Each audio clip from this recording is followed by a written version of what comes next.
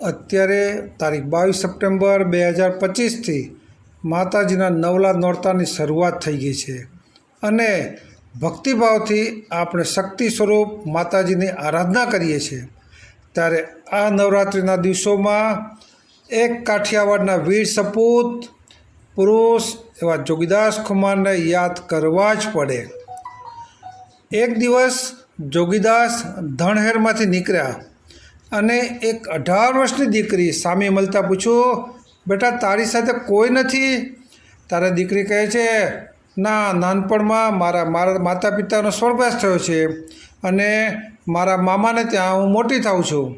ત્યારે જોગીદાસ કહે છે, એમ નહીં બેટા, તને એકલા ધણહેરમાં બીક નથી લાગતી? તારા દીકરી જે વાત કરે છે તે આપણે સૌએ યાદ રાખવા જેવી છે। એ દીકરી ઢોર ચાળતા બોલી હતી કે અમારા વિસ્તારમાં જોગીદાસ ખુમારના બારવટા છે, કોની તાકાત છે કે મારી સામે પણ કોઈ જોઈ શકે? દીકરી ઓળખતી નથી કે આ જોગીદાસ ખુમાણ છે।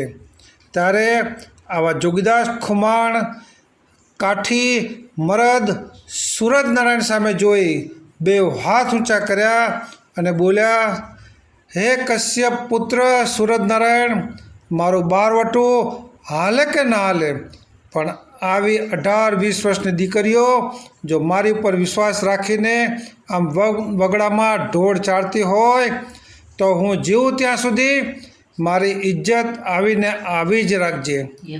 આપણા પૂર્વજો આવા વીરલા હતા, તેમની નેકી ટેકી અને સમાજ દેશપ્રેમની ભાવનાનો અમૂલ્ય વારસો આપણને મળ્યો છે, તે સાચવવાની જવાબદારી આપણા સૌની છે।